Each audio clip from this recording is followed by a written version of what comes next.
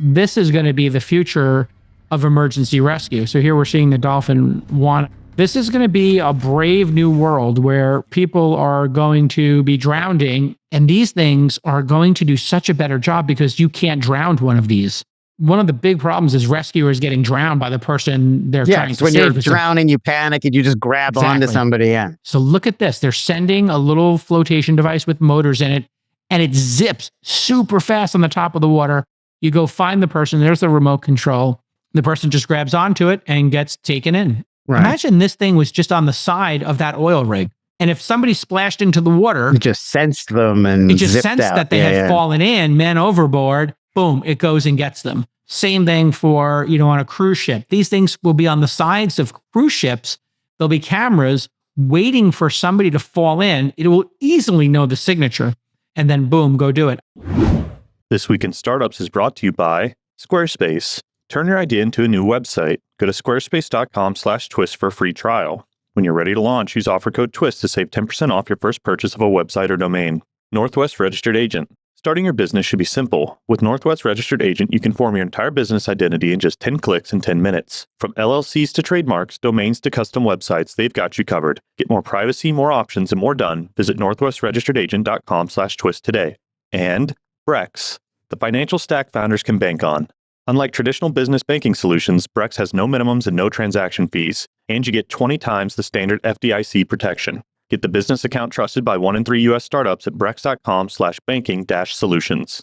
Hey, everybody. Welcome back to This Week in Startups. Lon Harris is here. I'm Jason Calacanis. We've got a lot of great founder knowledge to share today, plus a lot of funny stuff going by. Where do we even begin, Lon? Where do we begin today? I do want to start off with a big tech story that I thought was really interesting. OpenAI, the new models that we've all been excitedly talking about, O3 and O4 Mini, these cutting-edge reasoning models, they're apparently hallucinating a lot more than they expected and a lot more than the previous models. Usually each successive generation of OpenAI models, they've been hallucinating less and less as they get more refined. That's the goal, obviously. But O3 and O4 Mini, though they are doing a lot of interesting high-level reasoning work, they're also hallucinating a lot. I was surprised by some of these numbers. O3 hallucinated answers to around 1/3 of all queries on the person QA test. That's the one that gauges how well does the AI recognize real people's names. That's double the rate of the last generation of models. And O4 Mini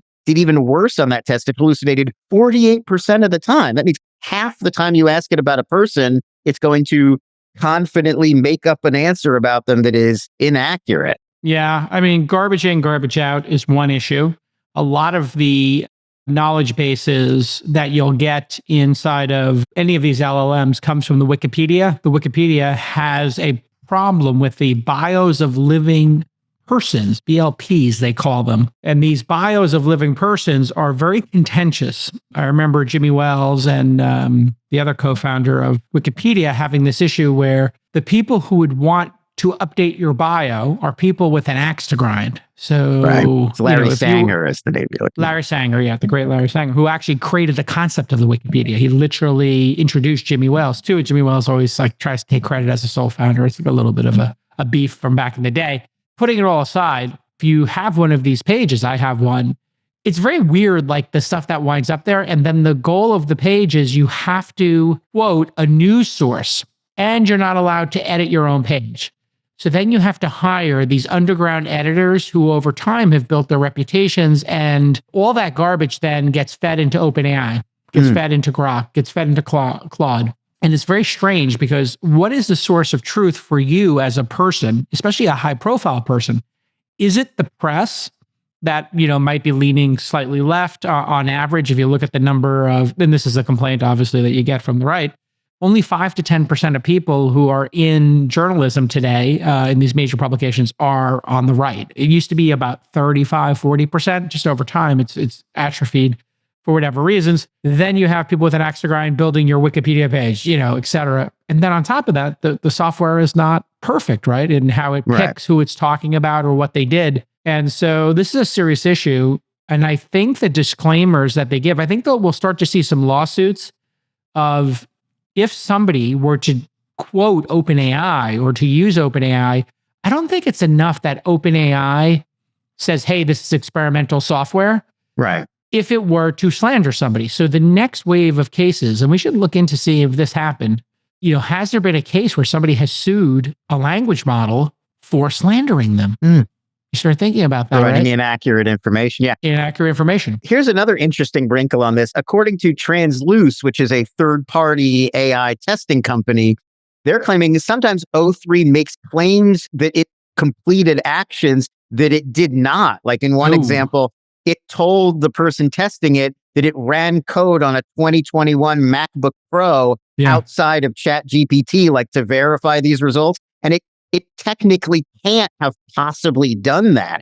Right. It's not just lying about results, it's lying about how it reached results. And OpenAI right now, they're saying they genuinely don't understand why this is happening. It's like a more research is needed situation. This is going to be a major issue if we start getting into these being not on the road to reliability. There is also a competition going on right now. And I think there's a lot of pressure on each of these companies to go faster and to release new models. And there's a lot of money at stake. Obviously, these companies are becoming worth hundreds of billions of dollars in some cases. So there's a lot of pressure. And we're going to need as a society to determine, especially with agents coming out, this agentic you hear about, fancy word for agents, fancy word for it goes and does an action on your behalf on the web. A hallucination where it thinks I'm the wrong age or political party or worked at a company I didn't work at. Who cares? Like, we all know these things make mistakes and, buyer beware kind of thing. But if you went and you hired somebody based on this, or you fired somebody based on this, or you made a trade of a stock based on this, like, or you bought a ticket to something, like you wanted a ticket to a concert and buys the wrong ticket to the wrong concert. I need to go to Helsinki next month, and then it sends you to Copenhagen instead, like that's a problem. We got some serious problems here along the road. There might be a trough of despair we go through with AI soon, because everybody expects the impressive progress we've seen to just be a straight line. And the messy middle concept is what we're kind of getting into now, which is it could be messy on the way to agentic. You can fire every developer, you can fire every writer, you can fire every sales development rep. Like there's going to be some bumps in the road. I think we're going to keep needing to have humans checking the work. But the O3 model, I'll be honest, I've been using it hoping to be impressed. And it feels to me just like deep research from Gemini. It doesn't feel different than that. Whereas if you watch it work, it's like, okay, I think this person is, I put in a couple of cigar brands because I was going to explain to somebody the history of the cigar brand that I like, El Rey de Mundo. And I watched it. King of the world. King of the world, right? And it's like, okay, here we go. And it started giving me, and I watched it work. Okay, I said El Rey de Mundo, Providence, history, whatever. And I was watching it work, and I was like, this is something I saw like 6 months ago from deep research. I don't get what is so much better about this. So we'll see. Maybe not. Over We'll time. see. Yeah. Yeah. One more big tech news story. This one I could not resist. So we got a bunch of documents shared by the FTC as part of the antitrust case around Meta, which is ongoing right now. So some of these documents, like journalists are just pouring through these documents looking for fun stuff. And we found this from April 2022, some insight into Facebook internal communication, Mark Zuckerberg's concerns about the product. He shared a long thread with employees about his concerns that Facebook's Friends format was outdated. All the other platforms are chasing followers. It's all this endless scroll of here's everybody you follow. And Zuckerberg, I think very reasonably, has been worried about the Facebook's, hey, these are your actual IRL friends, is like defeating that part of the social graph. Like, you may not want to see an endless speed of stuff shared by like people you knew in high school. Like, it's not that there's no value to that, but it's less valuable over time. Right. It's less valuable than just like or something. Yeah, exactly. Like, here are all the TikTok people I like, and I just want to see all of their content go by. Sure. So I just thought it was interesting that he's been keyed into that for 3 years now, at least. And people change. People change. And, when I go back to Facebook, I feel like I'm going to my high school reunion. It's like an interesting analogy And it really is interesting to see his thinking. The bigger picture here is the Trump administration may not be falling for Zuckerberg's MAGA pivot and this whole idea that, okay, he's putting the Dana White from the MMA on his board of directors. Right. He's donating money. He's showing up for the inauguration. He's saying maybe the organization culture got too feminine and we lost a little bit of the masculine approach to it. All those Rogan appearances where he's like, I was wrong, and like Trump's a great guy and we shouldn't have ever, blocked anything. Yeah. Right. And so the cynicism there is like, oh, we have this FTC case going on where they want to split up companies. There was also, I saw in my feed that he was commenting, sometimes when you split companies up, they become worth more money. So I do think there is maybe people over-index on, oh my God, they're going to break these companies up. It's like that the principles are so broken up by this concept. Mm-hmm. If YouTube got spun out, if Instagram got spun out, there was some sort of penalty box for both of these companies getting so large, and maybe we let them buy too many companies too quickly. Okay, guess what? Zuckerberg now owns whatever percentage he owns in Facebook in the independent WhatsApp. So not a big deal.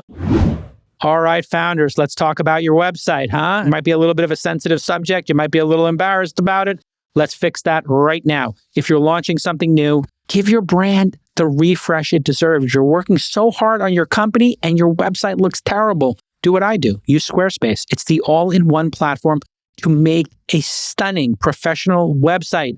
And it's ridiculously easy to use. It's going to work for everything. If you're selling products, it's got all that e-commerce built in. If you're selling services, it works perfectly. And they have a new AI product called Blueprint. Want more control? Well, of course, you can choose one of the award-winning templates and use the intuitive drag and drop tools to make it your own. Easy peasy. Squarespace equals the most functional and beautiful website on planet Earth. Go ahead, squarespace.com/twist to get a free trial. And when you're ready to launch, go to squarespace.com/twist to get 10% off your first website or domain purchase. That's squarespace.com/twist. I don't think it's impossible that we would see a settlement. I don't think it will come down to the mat where they say, like, here's the judgment. I think there might be a settlement where these companies just say voluntarily, okay, we'll lop off 2 or 3 products and they'll be independent companies. And boy, what an interesting world it would be if WhatsApp all of a sudden was this independent $100 billion company. Yeah. Or YouTube was this independent $400 billion company that didn't have to worry about what was going on with Google search or the Google ad network. And they could be like, you know what? We're going to, I don't know, make original programming in a major way. Who knows? Yeah. I mean, there's a million interesting things that could happen if those 2 companies went their own way. But the sky's the limit, really. We got some startup news as well. It's not all big tech all the time here. I wanted to talk about TapCheck. This has been a huge trend lately. We've been talking a ton about these like payday loan-esque, buy now, pay later-ish, like these new kinds of fintech applications that are sort of exist on the bubble between like, a regular bank and like a payday loan sort of thing. So TapCheck's thing, they were founded in 2019 and they allow employees to access their earned wages prior to payday. So it's like earnings you've already made through your job, but that you haven't hit that payday yet, like in a week or whatever, but you want to get at it early. So they've now serviced up to 112,000 employees. They're processing 160 million to date in wage advances, and they're serving 12,000 what they call employer locations. So that includes deals with Hilton, Planet Fitness, Taco Bell, McDonald's.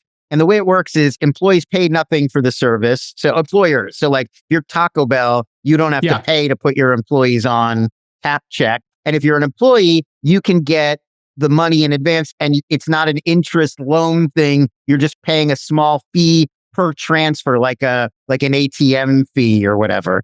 According to the company, TapCheck boosts employee retention by over 50%, and more than 70% of users report lower financial stress after using the service. So they just got $225 million in fresh capital, a $25 million Series A extension from PeakSpan, and a $200 million credit facility from Victory Park Cap. It seems non-predatory. I don't know what TapCheck charges, and if it's a percentage. when I was a kid and I was in my first jobs, people used to pay 4%, 5% to go cash their check for cash. There were check cashing places. You start thinking about that 4% to, whoever, you're paying whatever that is, $1,600 a year to like some storefront in Lower Manhattan. I always found it very weird. I was like, well, why don't you just turn on direct deposit? But like many things, some people never get onto email, they just sort of just get frozen in one moment in time. And people never took the time to open checking accounts. I was like, this is incredible that it was just incredible to me in 1989, 90 that people didn't have a checking account. I had a checking account. My parents opened it for me very young, a savings account. Yeah. My parents did that too, where it's like teach you how deposits work. And yeah, I did that. I wonder what the TapCheck fee actually works out to on a percentage basis, or if it's just like $25 to get your check in advance. And if you have $500 coming, it's one thing. If you have $1,000 coming, it's another. I don't know. I'm here on the website and all they say is transfer money for one flat ATM-like fee. Oh, here we go. $4.95 for instant transfers and $3.50 for next day transfers. That's nothing. $5. Yeah, $5. That's a pretty good deal. I think also this might be in reaction to Uber and DoorDash giving people very quick same-day fees. Uber has provided Lyft, DoorDash, the ability to very quickly get paid. So like if you did 5 rides today, you could get paid for your 5 rides. Yeah, the instant pay feature, it's called. It's they charge $1.25 per cash out. Which is nothing. Yeah, $1.25. You need the money now. $1.25 is not. That's actually, you know what? That's what this is. There has been a dogfight for employees from shift-based versus gig economy. And let's just assume that because it's a free market and it's pretty dynamic, all things being equal, working at McDonald's and Starbucks and the Apple Store and Uber and DoorDash and Lyft and Amazon drivers, they all kind of wind up in the same amount of compensation, which I think is relatively true. Because you have minimums like $15, $20, depending on the city now. I think the highest minimum wage might be Seattle or Oregon. You are correct. Seattle, number one, $20.76. Is it $20? It broke 20, the minimum wage. Yeah. Wow. All the top 4 are all Washington. I think they're all in the Seattle, Tacoma area. Yep. California, high contenders include West Hollywood, $19.08, Mountain View, $18.75, and Sunnyvale, $18.55. Right. So you start looking at these wages, right? We're starting to get to, dare I say, livable wage. I'm not going to say that, but 20 times 2,000 is 40,000. The minimum wage should be much higher than it is. I don't know why the federal minimum wage is so low. I guess in some places like Memphis or, Tennessee or... I do sort of feel like, obviously the federal minimum wage should be a benchmark, but I do feel like it makes sense for states to do that because it varies so much how much you need to make in order to... The cost of living is dramatic. Eke out a living, yeah. Yeah. But it is interesting that you have states now that are 3x the federal. Federal is 7 and change, I think, still. Yeah, which is crazy. Which is crazy, but I guess if you were living in a place where your apartment was $400 a month. $7.25 an hour federal minimum wage. These services, the instant pay, makes it really hard to justify going to work at McDonald's where you have to wait every week or 2 weeks to get paid. Yeah. Plus you have to drag your ass in there for a shift. And, if you're not feeling it that day, it's tough. You can't leave. It's tough. I remember like being like a teen or 20s, your first few jobs, that wait 2 weeks till payday it's brutal. It's especially when you just started, like you got a new job, you really need the money and you got to wait, 2 full weeks before you get your check for a few $100. It's no fun. And this is what competition does. If you look at competition between states with the minimum wage and you look at competition from what the competition gig workers and the gig economy did to, and even, Airbnb, your extra bedroom or whatever, all these things put pressure on the shift labor. Right. Which was, really pernicious, like hated, like, oh God, I got to be a greeter and I got to work 12-hour shifts, 10-hour shifts. It was the only gig in town. If you were, if you didn't have a degree, if you didn't have advanced skills, you just needed work tomorrow. When I was first entering the labor market, you just get a job at a store, get a job at a restaurant, get a job at a fast food place. That was it. There was no other category of like, well, do you drive for Uber, do deliveries, or that didn't exist. Yeah. Yeah. So this, I think it like really makes Hilton or McDonald's treat their employees better. And that's how it's being pitched.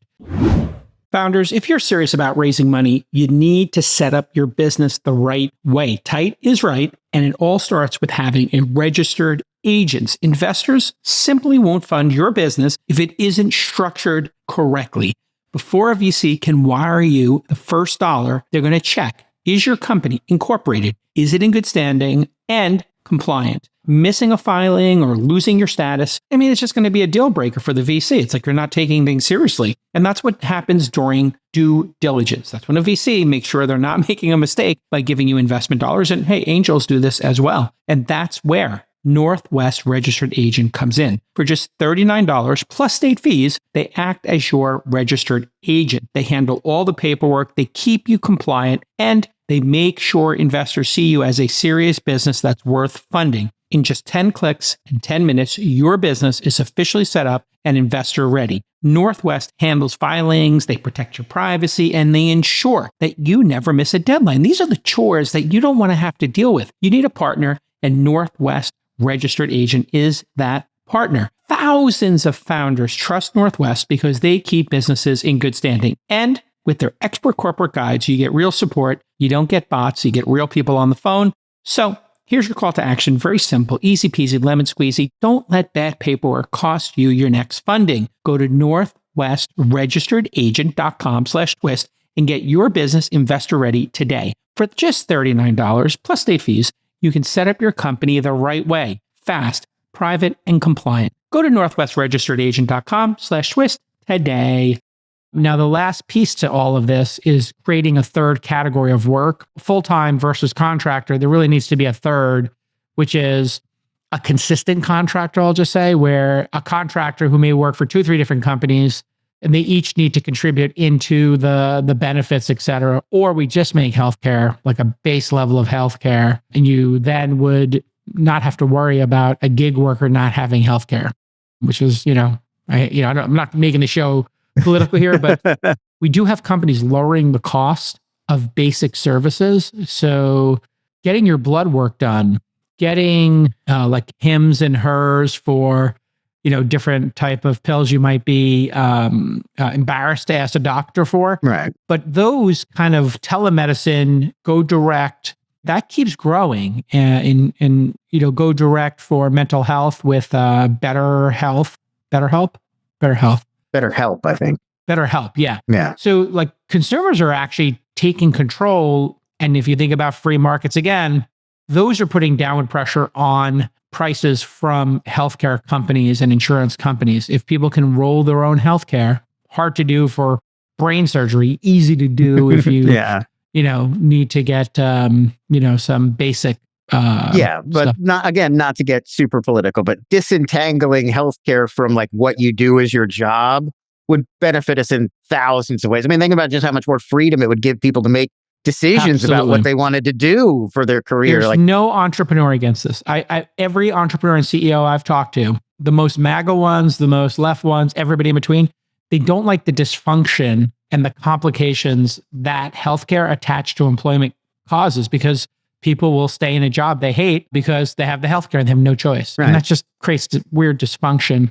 That's a really interesting company, TapCheck. I like this idea. I don't know how it economically makes sense, but maybe the employers are like, you know what? In order to have employee retention, TapCheck probably gets to keep the $5, and the company, McDonald's, actually does pay quicker, and they're willing to do that with some organized process. And maybe they don't let certain people get this feature, because they might skip town with an extra week's pay. But even if you skip town with an extra week's pay, who cares? It does say you can't take money for a shift you haven't worked yet. So it's only paying you for work you've already done. Oh, okay. So there's no gaming of it. You can, like, if you've worked 4 days out of your 10-day pay period, you can cash out for those 4 days, but you can't cash out the 6 days you haven't worked yet. All right. Let's keep going. What All else right. do we There was got? one more startup story I thought was interesting before we move on. This company, Revel, it was founded by SpaceX vet Scott Morton. He was actually a guy for SpaceX who was working on like the software in the moments before launch, where he had to like verify things are going correctly on the launch pad so the rocket doesn't explode. So he left SpaceX after 9 years, and now he's working on this new company that designs that kind of software that helps people like he used to be navigate these like incredibly complex, safety intensive, situations that help them prevent disasters, explosions, other like really critical billion-dollar mistakes that could be happening. So the company emerged from stealth just this week. They've got 30 million in funding. Significant. They weren't even seeking more funds. They'd done a seed round that was led by Felicis. Yeah. Felicis and Abstract Ventures, also included Figma's Dylan Field and a few others. They weren't seeking any more funds, but Thrive Capital went over the top and gave them 23.1 million Series Amazing. A. Anyway, their first customer is Impulse Space. And Thrive partner Miles Grimshaw was talking to Fortune about this. This is what I thought was so interesting. He says, ultimately, this company isn't just going to be about space. They're using space as like a experimental playground because space is so complicated and so dangerous and so potentially costly if your rocket explodes. But they're saying this could be any kind of high stakes software, factories, wind turbines, shipping lanes, like you name it. Yeah. I mean, there are mission critical situations where when you're firing up your factory or you've got a bunch of wind turbines in the field, if something goes wrong, real time checking of, is this nominal, I guess is the term they use, nominal, like normal, no problems. Yeah, great idea. And this is one of the interesting things that happens when the diaspora, am I pronouncing that correct? You are. Diaspora. The SpaceX diaspora is pretty significant now when companies get past 10 years and they have liquidity events, where they have regular secondaries there. It's not public yet, but the diaspora then creates a lot of interesting things based on the problems they had there. And that then abstracts it. So the next person doesn't need to build the software from scratch. They can whip through that just by plugging it in.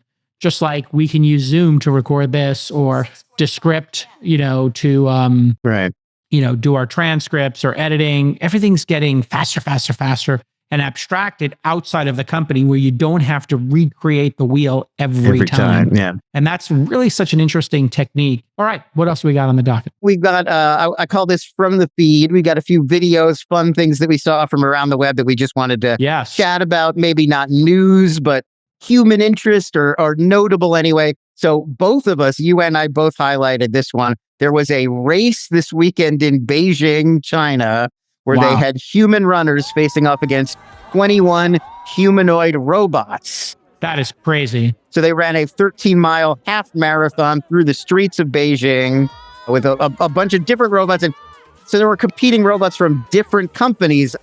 There was UB Tech had one, Noetics Robotics had one, Xiaomi, I'm assuming is how you pronounce that. Xiaomi, the phone maker, yeah. And so a bunch of these companies do work together with China's government through an organization known as the Beijing Humanoid Robot Innovation Center. So that's where a lot of these competitors came from. That group did design Tiankung Ultra, the 5'9" 115-pound robot that finished the race in first place among robots. This is them crossing the finish line. Holy cow. 2 hours and 40 minutes total it took them, running an average of 6 miles per hour. That robot can navigate hills, grass, and sand. Now, wait a second. So 10-minute mile to do 13 miles, 130 minutes, 2 hours and 10 minutes, but maybe they had to stop and do things. 3 times the robot's battery failed. They were allowed to, the teams could change the robot's battery and then keep them going. That was allowed. So at one point, the robot even actually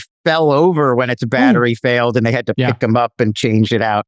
So many of the competing robots were being directed via remote control. Tiankung Ultra, it uses wireless tracking technology. So there was a human runner behind it, sort of guiding it along the way and keeping up with it. So China, they've set a goal of leading the world in humanoid robots by 2027. And there are tons of subsidies, tax breaks, bonuses the government is putting behind reaching this goal. China's also making strides in the self-driving scooter. I've been talking about this. This is going to work with gyroscopes. There's a couple of companies in the US working on it. Here's a couple clips. These are Xiaomi's self-driving, self-standing electric scooter.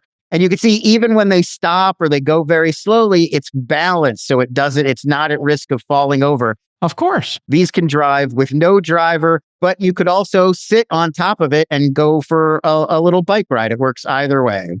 Wow. One of the interesting things we should talk about is incentives. Incentives matter. And, we talk about this trade war, et cetera.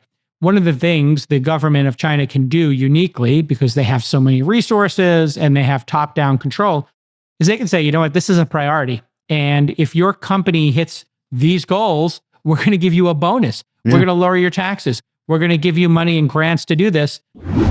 When founders ask me which corporate card they should use, I just tell them Brex, B-R-E-X. Why? Why Brex? Because it's built specifically for startups, not like all those old school banks that charge you crazy fees.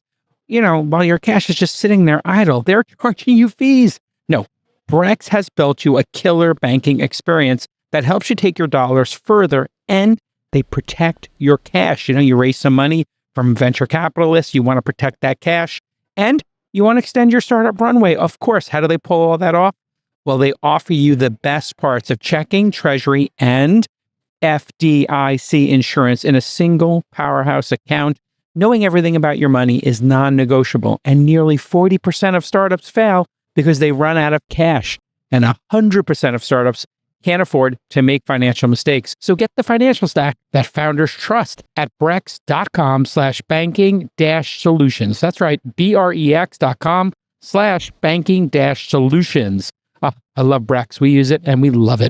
And, we have free-willing capitalism here. So there's an incentive. And so they have to do these incentives to get people going. And it'll be very interesting to see if Optimus and Figure and all the other robots that we're working on here can beat the fastest human without a battery change. Yeah. Or with a battery change. And what your mind should do as an entrepreneur is think about, well, what if you had a robot that was humanoid, that could run indefinitely, could do it at high speed with high dexterity? Are there things you could do with that would make sense, right? Like what business opportunity does that come with? Right. And if the robot could run with your burrito, obviously is like DoorDash, like that little robot is, or like the ones on wheels. Now, I don't know why you would want it to run, but maybe there's a place where, there's a lot of steps.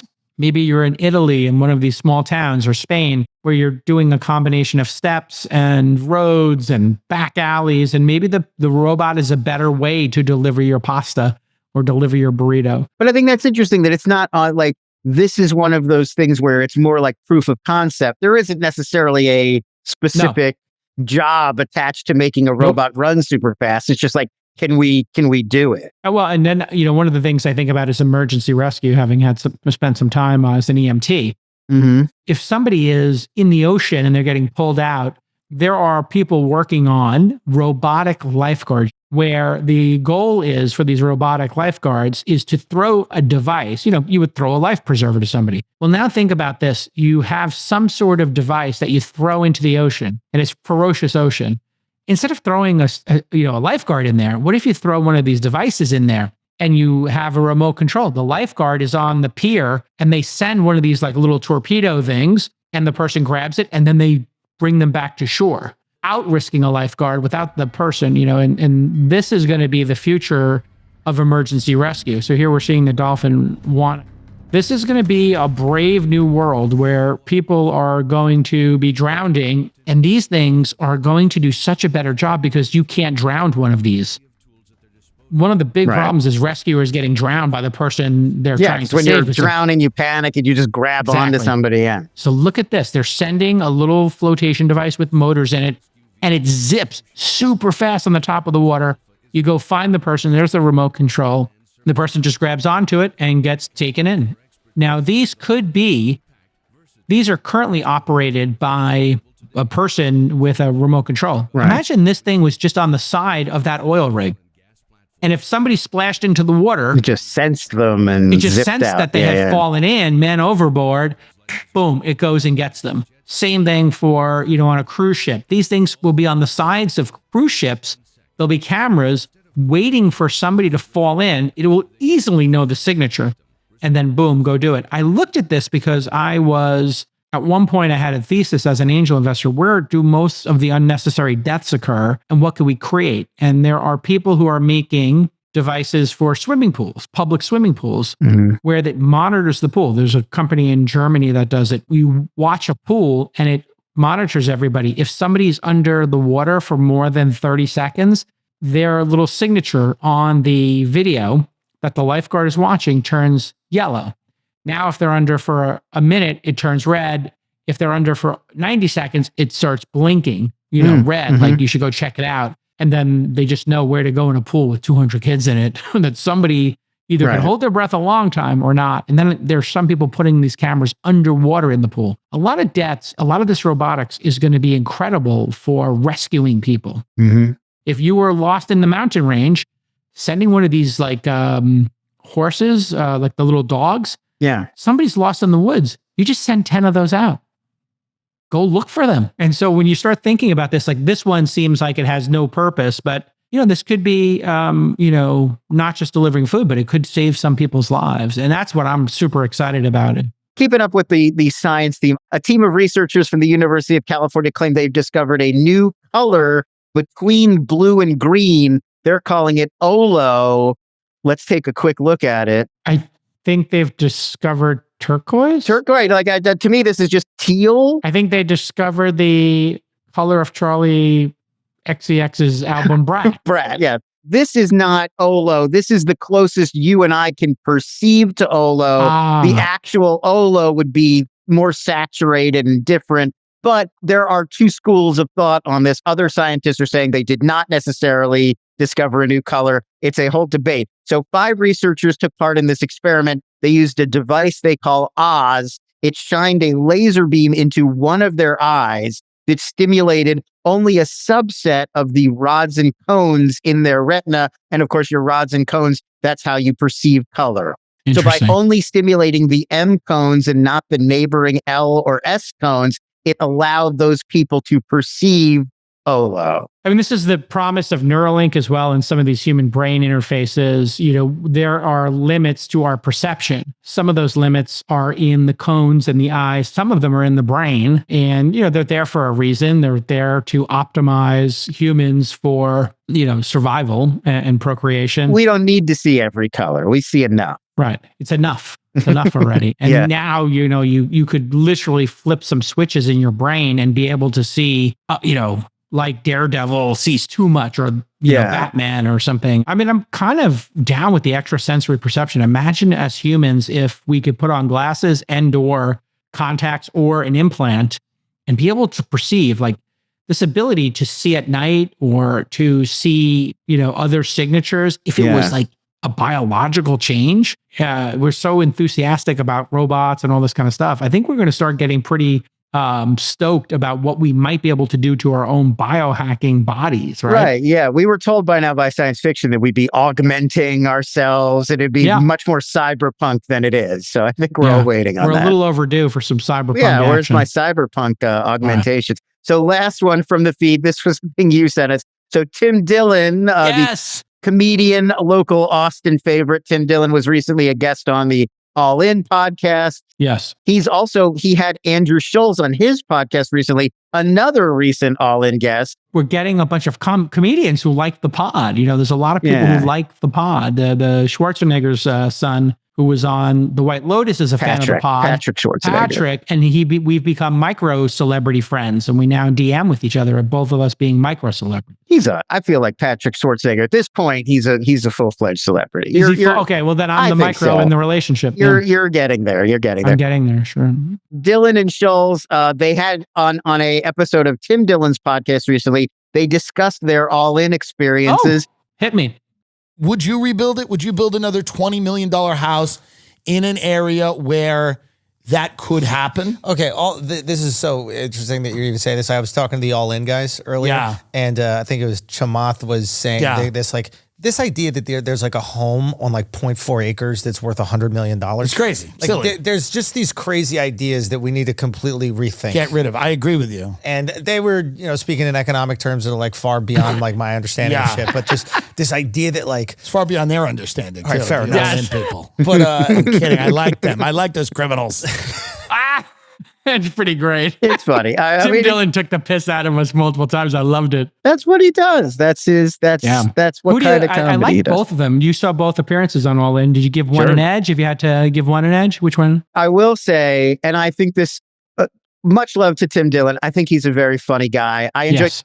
He did that Jerry Springer-esque Netflix special where it's like an episode of the Jerry Springer show, but he's hosting, and I thought that was hilarious. But I do think Andrew Schultz, to me, was, I think, one of the better guests in maybe All In history, if I'm being honest. Okay. Like, So you give Schultze the edge. Schultz, I give the edge. I mean, I like his comedy, I think, a little bit more than Tim Dillon's as well. I just think he's so sharp and he's so fast. It really is. It's just that guy who's just on camera all the time. Yes. Like you build up, you get so I loved good them at both. it. I couldn't, it's a jump ball for me. It's a jump ball for me. I'd love to have them both back. They're both very funny guys. All right. What else we got? We got to wrap up here. Yeah. This is one our, more segment I want to do. I'm calling it Blue Sky is Falling. We talk a lot here about, and I like Blue Sky. I hang out on there every day. You check it out. I check it out. I like to keep 1 foot in each. I'm still in X. I haven't left X, but I do also like to dabble in Blue Sky. And I do notice that even by my liberal progressive standard, You're a progressive. they're a little on edge. They feel to They're me lunatics. like they're a little paranoid. They're a little on edge. It's Yes, a little they're intense lunatics. over there. Yes.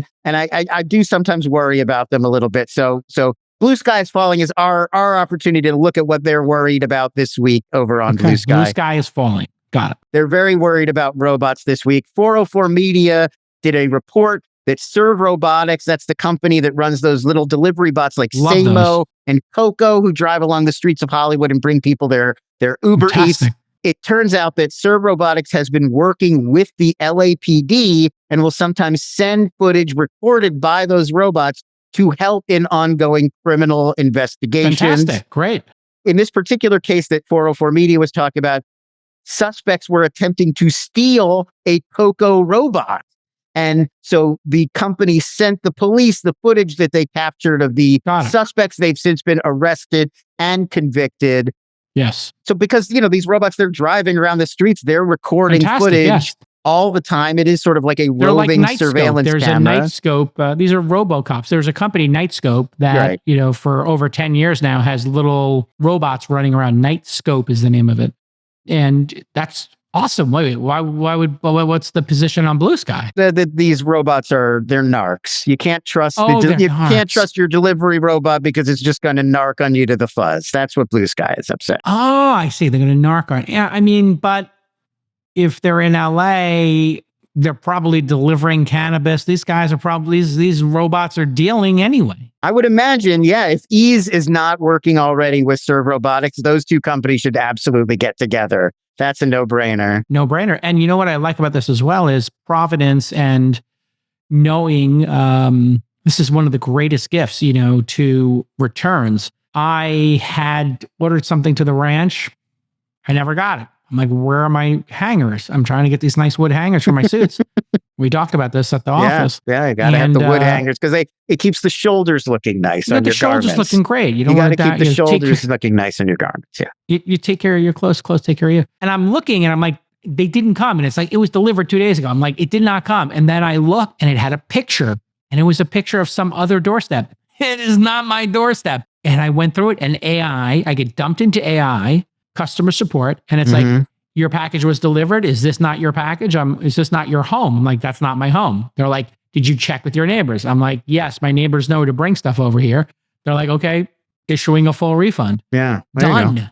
I never had to talk to a person. And that's one of the great things about these delivery bots is it can take a picture when it gives you the burrito. When you take it out, it can videotape it. So if somebody stole your burrito, great. And if you have a video of me taking my burrito and whatever, it's not the end of the world for me. But you do need to think about surveillance writ large. Right. And if you don't like it, go drive your 1973 Camaro with no tracking in it, with cash down to a burrito stand and buy your burrito. I think people are worried, like what if there was a protest going on and a SAMO was driving by? Could it capture the photo of everybody and send it to the cops or whatever? You and get it much easier. So like they're already using drones for that. And they automatically, when there's a protest going on, send somebody with a DSLR and they take every picture anyway. So that's like not how they're going to do it. I mean, I feel like But inevitably all of our big cities are going to become London with just surveillance cameras anywhere anyway. Like that's the future, like it or lump it, really. I think the best thing to do is to have a limit on how long they can keep the data in there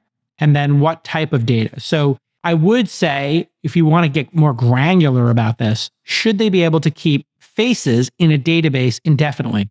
There's a big controversy with the Madison Square Garden collection of properties where when somebody gets out of line, they have their picture, the person can get identified. And when they're scanning their ticket, the person who's getting their ticket scanned, a little bit of an alarm goes off. Hey, the person in this seat, because they know your seat number when you come into the garden or wherever the beacon, hey, that person got in a fight or that person spit on a player. We had a person spit on a player in a basketball game in New York. Don't do that. Atlanta Hawks, Trae Young, somebody in the front row, and these are $25,000 tickets or $15,000 tickets, spit on him. That person should never come back. But I do get a little concerned that like, hey, we knew you were at every event. So how long do you keep it for? Right. Is really the question the blue sky hand wringer should be thinking about is how long is this kept, right? Do you need a subpoena to get it, right? And what Serve Robotics... I think that's people are concerned about, like, what are the rules about when, like, Serve Robotics seems a little happy to turn anything over to the LAPD. And like, should there be some sort of a privacy stipulation or regulation here? So they can't just like record you and then send it to the police as a matter of cause. You definitely will learn as the founder of a company that you're going to want to listen. If there's something that happened and it's very clear you have like definitive evidence of like somebody being beat up, you can make the judgment call as the founder, right? You don't need to like wait for a subpoena because it's obvious what's happening here, right? Like if you had the video of George Floyd and you were the Serve Robotics, like you want to give that immediately over to internal affairs. There's no discussion. If it's something that's a borderline case, you probably say, hey, just for hygiene, would you go to a judge and file this and we're happy to give it to you when we get that, which is what happened with eventually Google and Facebook. They were happy if like a known terrorist shot up a school to be like, yes, we have their account. This is San Bernardino people. If the person's on the lam, we'll give you their Facebook data, right? You can make a judgment. But if it was like, we can't understand why you're asking this, it's not explicit, then you gotta like, There's a big gray area there. Big gray area there. Use your judgment, folks. One more? You want to do one more blue sky story? One more blue. They're very upset about Katy Perry going to space. I got to be honest with you. There's a lot of reasons to be upset about this if you are extremely left wing. That's what's happening. So a big theme was Katy Perry's wrong to go to space because it's wasteful. People are starving. There's all these other problems facing our country. Why are we sending Katy Perry to space? And I will say, estimated cost to send these ladies on this Blue Origin flight who went to space, $28 million per person was the cost. What? That's what they're estimating Blue Origin sent to send these ladies to space. No. That can't be possible. Maybe if the whole history of the company, 6 people, 120 million, it couldn't possibly have spent that much in gas. Well, I think it's that they auctioned off seats for their crewed space flights at a cost of $28 million per ticket. Previously, got it. That's how much. That's how much. Yes. Like, these one things of those are coming seats, down to. I would say that rocket used enough fuel that would probably a couple of low millions per person. But okay, I get it. There were definitely millions of dollars spent, tens of millions of dollars on this entire. So we also had a TikTok from Justin Schmidu that sums up a lot of the issues here. We can play that.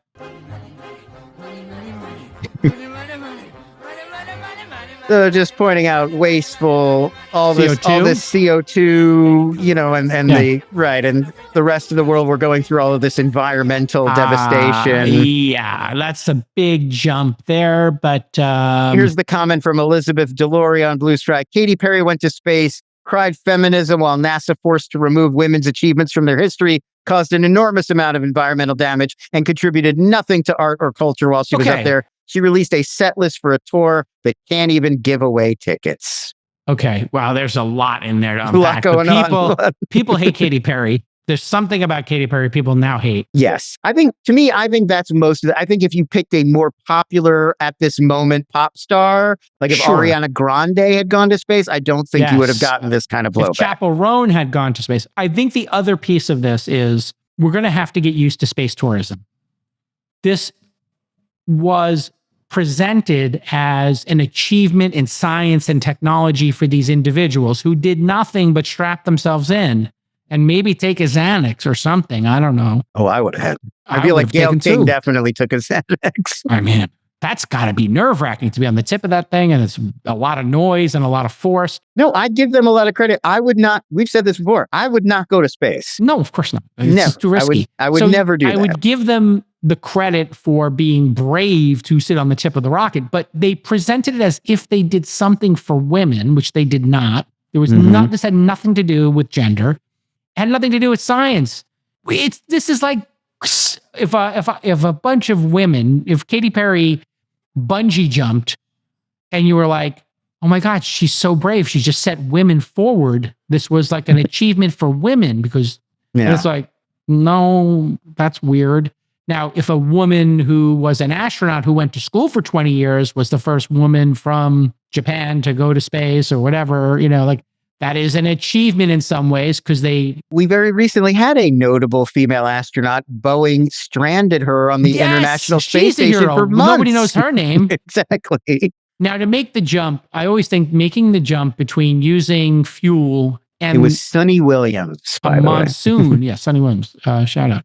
Now, if you're going to make the jump between, okay, we used some fuel and therefore there was a flood in Thailand, like there's a little too much butterfly effect going on here. Almost universally, people who do these kind of things buy carbon credits. I'm sure they bought carbon credits. I know Bezos does carbon credits. Any billionaire with a plane buys carbon credits so they can just be like, listen, I know I'm burning a lot of fuel getting from point A to B. So does, Taylor Swift, right? Like, but if you want to see Taylor Swift do 200 shows in a year, she's not flying Southwest. I'm sorry. And we'll be fine. We'll be fine. It's not that big of a deal.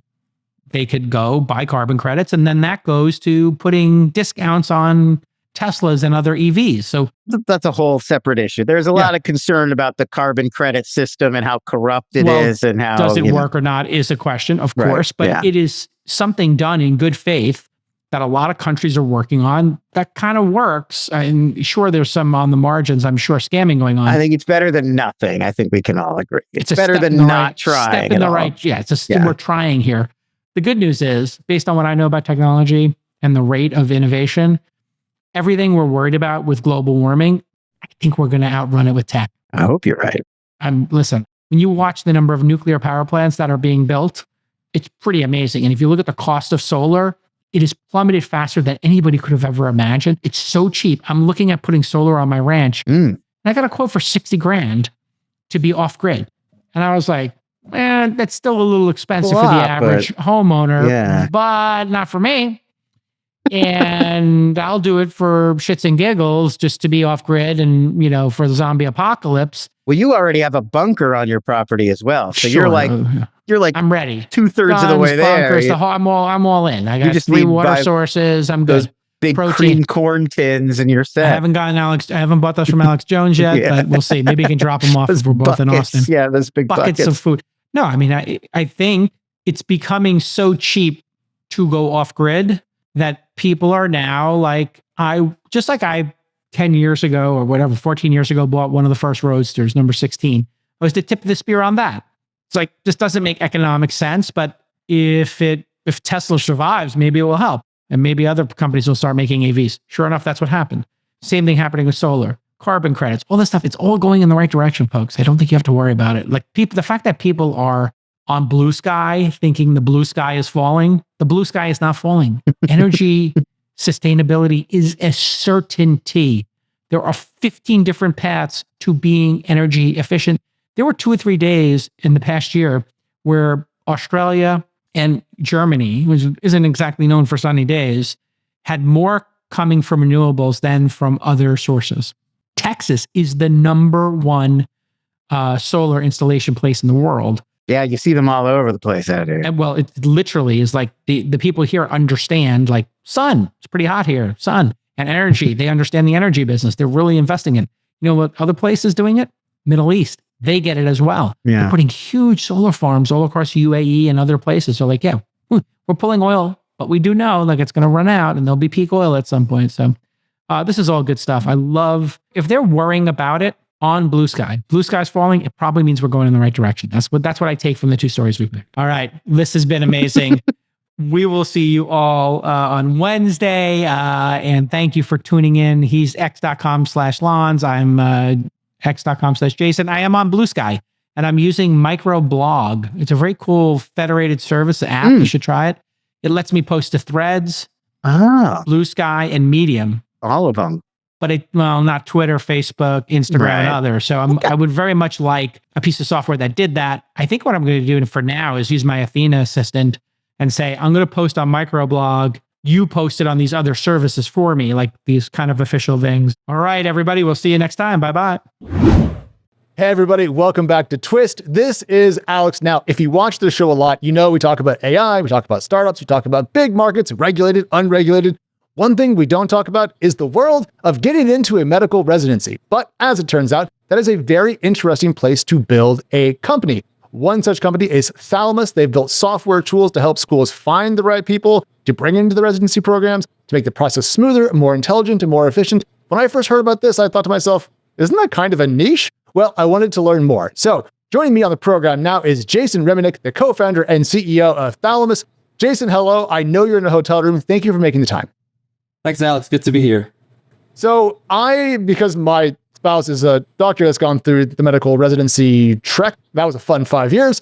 I'm pretty aware of the space you're working in, but I feel like a lot of folks may not have had direct experience with it. So can you just break down exactly what market you're going after and then briefly how you're helping people get through that process? Where we started in kind of our niche or our beachhead is helping medical students apply to residency programs all throughout the country and have those residency programs help them find the right residents. And so this is right after you finish medical school in your 4th year, you apply to residency, they receive your application, they interview you over a 3 to 6 month period, and then you're selected into residency through a process called the match, which is a mathematical algorithm, which takes into account your preferences and the program's preferences. And we could do a whole talk just on that. But eventually on the 3rd Friday of March, you open an envelope or now an email, which tells you where you're going for your residency. It's a binding contract. And then you start in that residency program in that specialty on July 1st. So let's go back to the 3 to 6 months of applying to places. I think this is pretty clutch to what you guys are building. You will get offers for interviews at different schools. During COVID, I presume that went mostly remote, but candidates have often flown out to these interviews. And so it's a pretty extensive, time-consuming and costly effort, I believe. Very. So I went through the process myself, and that was kind of what was the catalyst for the creation of Thalamus. Got stuck in New York City during Hurricane Sandy. Many of my interviews were canceled, and that was what started all of this. My co-founder, Susie, is a residency program director up at the University of Rochester, where I went to medical school. And so, we were really trying to make this process better for everyone. And so prior to COVID, applicants were spending between $5,000 and $25,000 on travel costs and other fees. Virtual interviews help with a lot of that cost, still pretty costly overall. But it's really streamlined a lot of the process.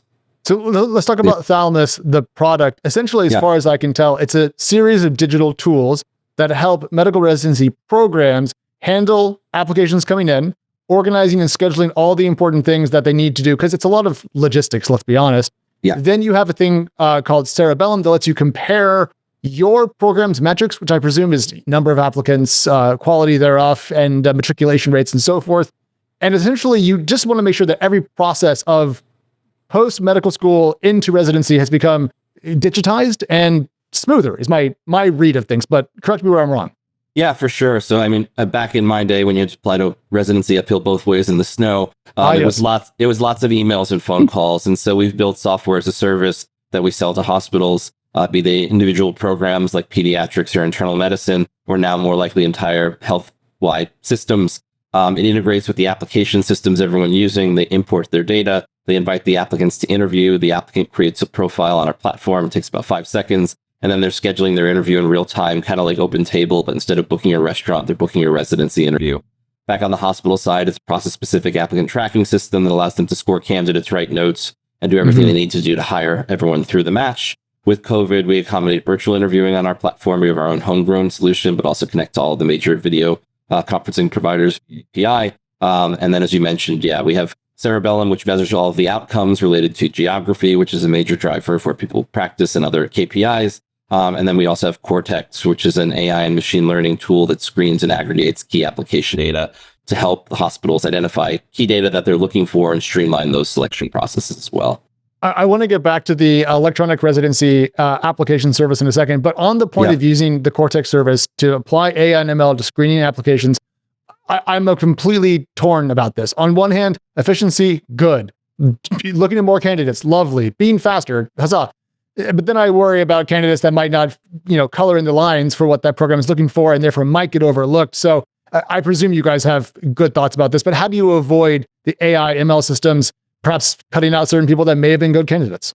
Yes, it's a great question. And we talk about this a lot. And I've had entire talks on AI at various medical education conferences as well. The process today and historically has always been very, very biased. And so we tried to start with the most objective way possible. And so the first kind of AI feature we rolled out is using AI and LLMs to pull out grades from medical school transcripts to try and essentially level the playing field with regards to grades.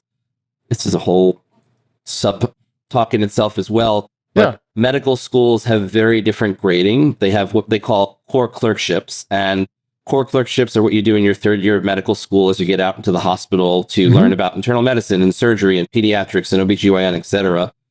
Every medical school defines core clerkships differently. They have different grading scales. Some are A, B, C, D, E, F. Some are pass-fail. Some are honors, high pass, pass-fail, or some combination thereof. And so what we've done, and on top of that, the distributions of the grades that they give out vary very widely. Some medical schools give 99% of their class honors. Others give 10% of their class honors. And so to understand even how someone performs in a medical school, you need a Rosetta Stone to know that this particular medical school grades in this way. So the first foray of AI that we did was taking the grades out of these transcripts. We did that for what's called USMD or allopathic schools, as well as USDO or osteopathic schools, and then IMGs, which are international medical graduates who go to schools outside the US.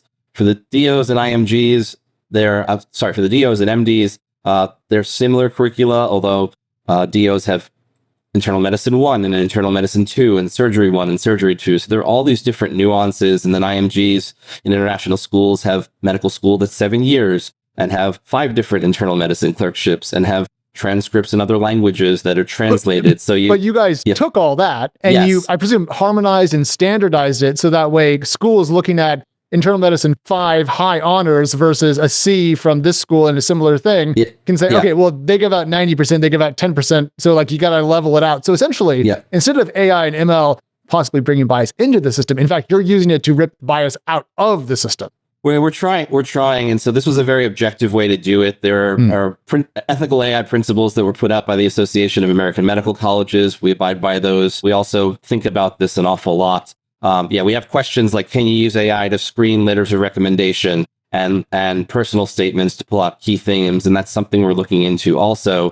But then we get the question, well, can you use AI to determine if someone wrote their personal statement using AI, which is a more common practice as it is in most industries now.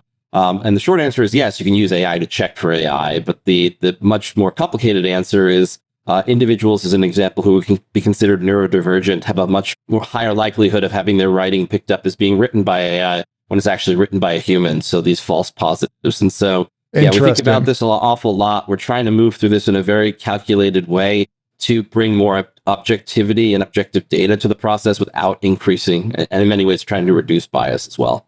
Okay, no, I really appreciate that. Now, getting back to the state of the market, you mentioned that you guys work with the Electronic Residency Application Service, or the ERAS, as I read from my notes. Sorry.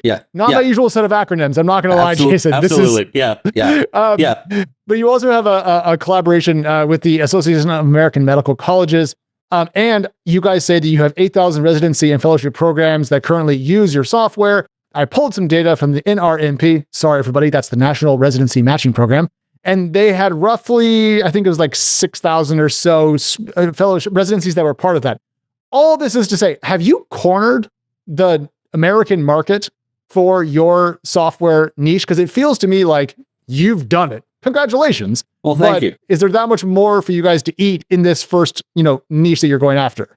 Yeah. So right now we have about 80 to 85% market share, depending on how you measure. And that includes about 90% of residency programs. Thank you. It's pretty surreal. That's nuts. And yeah, there are very small fellowships that we don't have using the platform in very subspecialized fields. So there's a bit more ways to grow there. We've been focusing kind of on enterprise-wide institutional growth, land and expand overall. But yeah, with this collaboration with the AAMC, who runs ERIS, and the alphabet soup in academic medicine. That's how you pronounce those acronyms. Yeah, okay, yeah, so it's AAMC, not AAMC, and that's how you catch noobs. It's like that movie. Yeah. You can do both. There's no standardized way, but we have a lot of acronyms. But it's really helped us grow and allowed the company to accelerate to the growth we have today. So.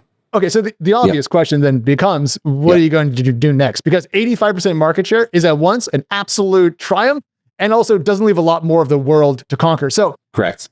Just thinking out loud, when I was prepping for our chat today, I was thinking going international. There's a lot of doctors around the world. Other similar programs, I was thinking like maybe law and B-school internships have some overlap to kind of what you're doing with placements and complicated applying processes. Yeah, no, I mean, they're both great thoughts, and we have dabbled in kind of both of those. We've worked with some of the largest law firms recruiting law students out of law school for their first associate's positions.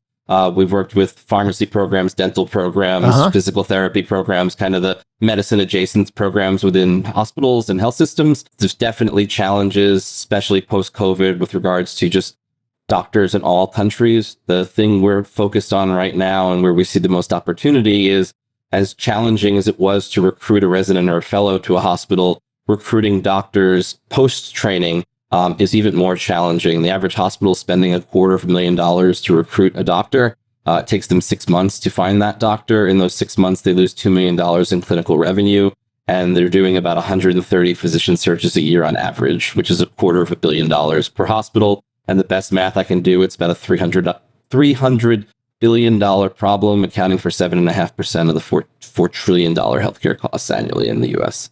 Other than that, though, what's the big deal? Yeah, exactly. The big deal is not many people are talking about it, but many people are feeling it right now and trying to find a doctor. It's kind of a hidden friction, a hidden loss inside the system today. Well, I think just very few people understand how doctors train and then get jobs. They know how to go to the doctor, but you really need a passion and expertise to get into this particular space. Lord, yes. It is complicated. It is complicated. It's hard to get through. It's expensive and so forth. But one problem that we have at a national level, as far as I can tell, is that there's not quite enough doctors. And I know that the people behind the match and residency have been trying to increase the number of slots recently in the last couple of years. And so that's good. But I wonder if part of the problem you just described about how hard it is to find a doctor to hire into your hospital is strictly a supply issue. And I know that Thalamus is working through your foundation, I think thalamus.org, to help people finance their relatively expensive residency application process. But is there more work that you might be able to help with in terms of expanding the total supply of residency spots or slots, so that way we can get more butts and seats and therefore more doctors on the wards? Yeah, no, it's a great question. Essentially, the constraint is the number of residency positions, which is actually funded by the federal government through Medicare. Oh no, we're doomed. Yeah.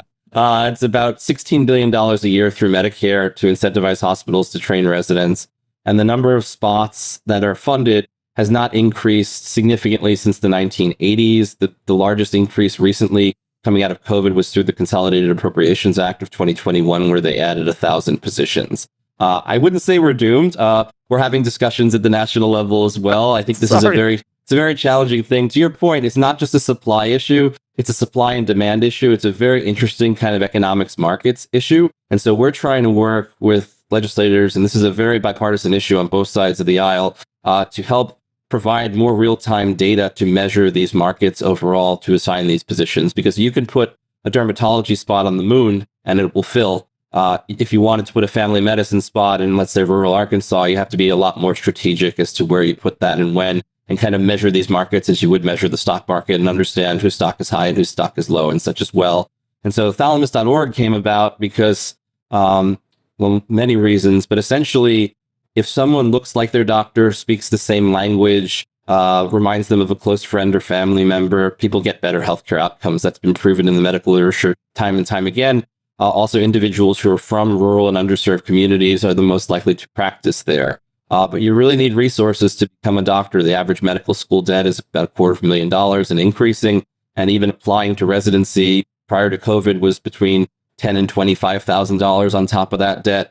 And just that process itself accounted for 3% of all medical education debt in the US. Now, post-COVID, it's still several $1,000s. And if you need to do an away rotation for competitive specialties, you have to pay double rent and all these other hidden costs that are there as well. And so we really saw a need, and so created a foundation on top of for-profit Thalamus as well. I mean, just to be clear, when I said we're doomed, I wasn't trying to say that we're doomed. I'm just right now, not to get political, but I don't think there's an enormous appetite amongst the leading political parties to expand government healthcare outlays. So that was my crap moment. And we saw HHS is going to have some cuts, cutting about a third of its budget, and so that's going to touch these rural hospitals as well. So yeah, we may be doomed in some ways, but I do think we have opportunities in that to create hope and optimism and actually work to solve the problem as well. All right, now going back to the thing you want to solve of actually getting doctors into hospitals post residency, that to me sounds like a place that is ripe for something in addition to SaaS revenues, perhaps like success fees or something along those lines. How are you thinking about that expansion in terms of kind of business model fundamentals? Yeah, so it's a major challenge for hospitals, and it's existential in many ways. And where the hospitals struggle is with the sourcing and retention. Sourcing in terms of who has the geographic connection, and whether that's the Bay Area, inner city Boston, rural Tennessee, everyone's having challenges identifying those doctors that may want to work there. Most recruitment is done through Excel spreadsheets, cold text messages, back of the operating room, one-off conversations, just personal networks, etc. Whereas most of the other positions in the health system are recruited using some form of technology.